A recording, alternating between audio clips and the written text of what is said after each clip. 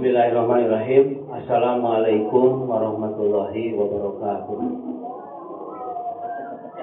Alhamdulillahillazi hadana li hadza wa ma kunna linahtadiya laula an hadanallah. Asyhadu an la ilaha illallah wa asyhadu anna Muhammadar Rasulullah. Allahumma shalli ala sayyidina Muhammad wa ala ali sayyidina Muhammad. Rabbi shrah li sadri wa yassir li amri wahlul 'uqdatam min lisani yafqahu qawli amma ba'du. Qala Allah ta'ala fil Qur'anil Karim, a'udzu billahi minasy syaithanir rajim. Ya ayyuhalladzina amanu tubu 'alallahi jami'an wa taubatan nasuha. Innallaha ghafurur rahim. Ayat. Qala Nabi sallallahu alaihi wasallam, kullu bani adama khata'un wa khairul khata'ina tawwabun. Kaum muslimin ikhwat iman rahimahullah, marilah kita panjatkan puji dan syukur kehadirat Allah Subhanahu wa taala atas nikmat dan karunia yang Allah anugerahkan kepada kita sekalian. Alhamdulillah kita masih diberikan jatah umur, sehat walafiat, dan dengan nikmat iman dan Islam pula dalam bulan Ramadan ini kita melaksanakan ibadah bulan Ramadan. Selain kita melaksanakan ibadah sholat lima waktu, sholat tarawih, tadarus Al-Quran, dan juga infak ataupun sedekah dan kegiatan-kegiatan yang lainnya. Salawat dan salam semoga tercurah kepada junjungan kita Nabi Muhammad Sallallahu Alaihi Wasallam dan juga kepada segenap keluarganya, sahabatnya, tabi'in, dan juga kepada segenap umatnya yang taat mengamalkan ajarannya sampai akhir zaman. Kaum muslimin ikhwati iman rahimahullah, tidak terasa kita sudah memasuki hari yang kelima kita melaksanakan ibadah saum dalam bulan Ramadan. Adapun tujuan kita melaksanakan ibadah saum dalam bulan Ramadan kita sudah paham dan sudah mengetahuinya, yaitu dalam Al-Quran surat Al-Baqarah ayat 183, yaitu la'allakum tattaqun, agar kita semuanya menjadi golongan orang-orang yang takwa. Kenapa menjadi golongan orang-orang yang takwa? Dijawab lagi di dalam ayat yang lain, inna akramakum indallahi atqakum. Sesungguhnya yang paling mulia, yang paling tinggi derajatnya di sisi Allah adalah golongan orang yang takwa. Jadi kalau kita melaksanakan ibadah saum, kita pelihara dengan sebaik-baiknya, maka kita akan digolongkan menjadi golongan orang yang takwa, golongan orang yang paling mulia di sisi Allah, dan golongan orang yang paling tinggi derajatnya di sisi Allah, dan merupakan ahli-ahli surga, dan merupakan ahli-ahli surga. Di dalam sebuah hadis malahan digambarkan orang yang ahli puasa itu nanti pintu di surga itu ada pintu khusus, itu namanya pintu.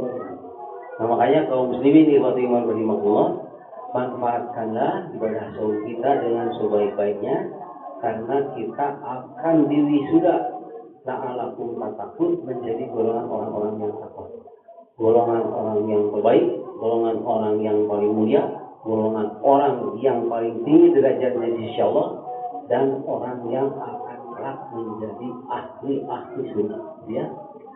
Nah, kaum muslimin ikhwati iman rahimahullah, salah satu ciri orang-orang yang benar-benar bertakwa yaitu dalam Al-Quran surat Al-Baqarah yang sering kita baca, wabil akhirati hum yuqinun, yaitu yakin akan adanya hari akhir, yakin akan adanya hari akhirat.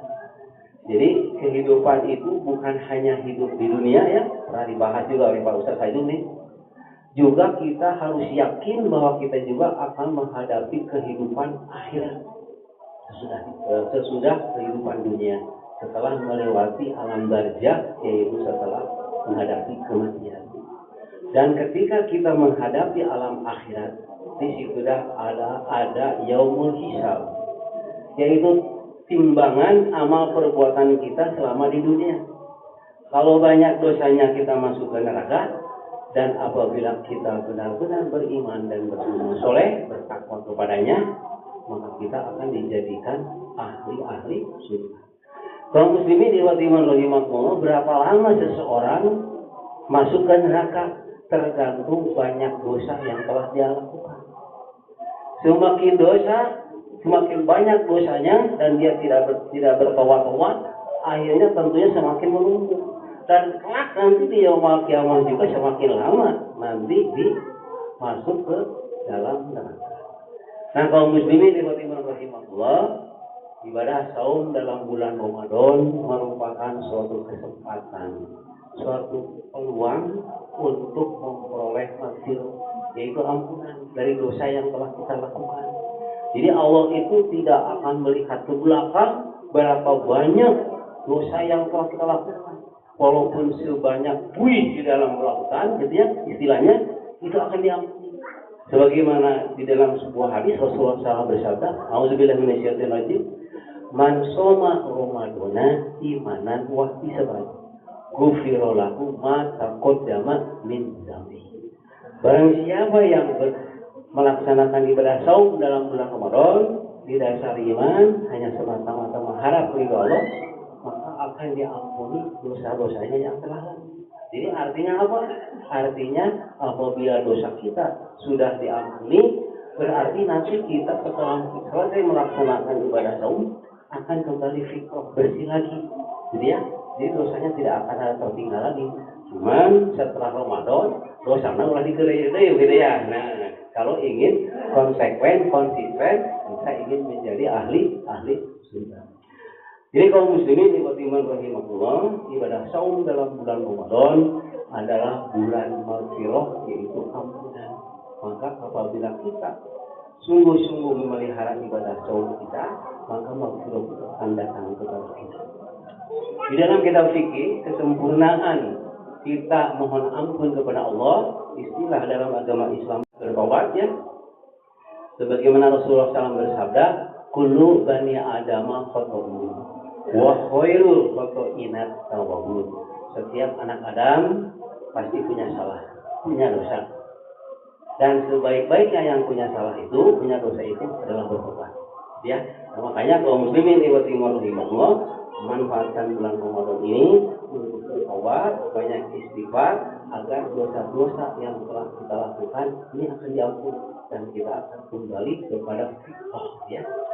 Kaum muslimin rahimahullah, di dalam kitab fikih, kesempurnaan seseorang itu diampuni dosa-dosanya tentunya harus diawali dengan niat. Saya niat direm tidak berbuat dosa. Jadi awali dengan niat. Saya akan bertobat. Yang kedua, berhentilah berbuat dosa. Erenan karena dosa teh. Yang ketiga, jangan mengulangi lagi. Itu dosa. Erenan ulangi pegawai deui. Nah ya. Gitu ya. Jadi yang pertama niat, yang kedua menyesali, yang ketiga menghentikan perbuatan dosa itu, dan yang keempat jangan mengulangi lagi. Nah, di dalam kitab fikih tersebut ya, fikih sunnah itu yang kaitan dosa dengan Allah Subhanahu wa taala. Tetapi apabila dosa terhadap sesama manusia, harus kita bisa berbuat, yaitu harus menyelesaikan urusannya dengan sesama manusia. Jadi kalau kita berdosa kepada sesama manusia, setiap ada orang istighfar mohon ampun kepada Allah, tapi harus diselesaikan urusannya dengan sesama manusia. Mun pas saya perlu jadi akur gitu ya. Mun gaduh semetan wayahna kena bayar gitu ya. Jadi begitu. Jadi kalau hubungan dengan Allah cukup 4 poin tadi. Yang pertama niat, yang kedua menyesali, menghentikan, dan tidak usah diulangi, jangan sekali-kali diulangi lagi.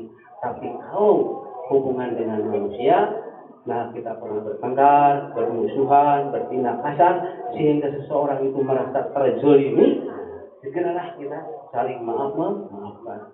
Makanya istilah di Jawa Barat, kita sesama saudara harus silih asah, dan silih asuh gitu ya. Ini penting sekali, hablum minallah wa hablum minannas. Melalui dalam sebuah hadis, kaum muslimin rahimahullah, Rasulullah SAW bertanya kepada para sahabat, "Wahai para sahabatku, tahukah kalian apa yang dimaksud dengan bangkrut?" Lalu salah seorang sahabat menjawab, yang disebut bangkrut tentu saja seseorang yang sudah tidak memiliki uang 1 dirham pun. Berarti ini potong ya.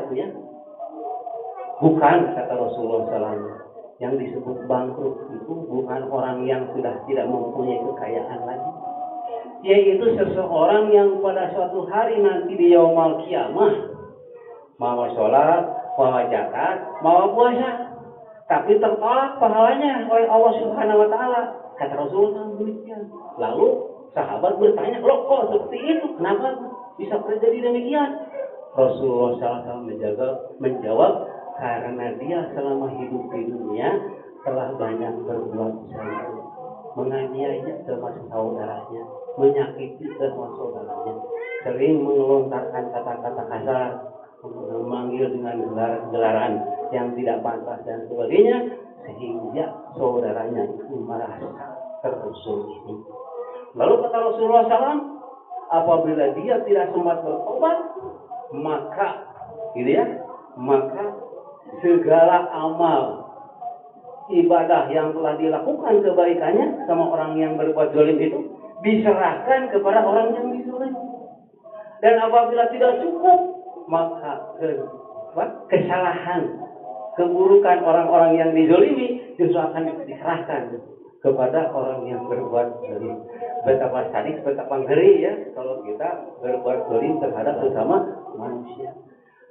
Kita berbuat ibadah dan amal soleh ditolak, maka akan bangkrut dan lalu diserahkan kepada orang yang berbuat zalim pahalanya. Dan apabila tidak cukup, keburukan dosa yang dilakukan orang yang telah dizalimi akan diserahkan kepada kita orang yang berbuat. Mari kaum muslimin wa rahimahullah, manfaatkanlah ibadah saum dalam bulan Ramadan untuk memperoleh maghfirah, ampunan di sisi Allah. Mari kita wujudkan hubungan dengan Allah dengan sebaik-baiknya, giat beribadah dengan sebaik-baiknya, dan mari kita bina hubungan dengan sesama manusia semesra-mesranya sehingga timbul pada saudara ukhuwah Islamiyah, silih asih, silih asa, dan silih asuh. Wabillahi taufiq wal hidayah. Assalamualaikum warahmatullahi wabarakatuh.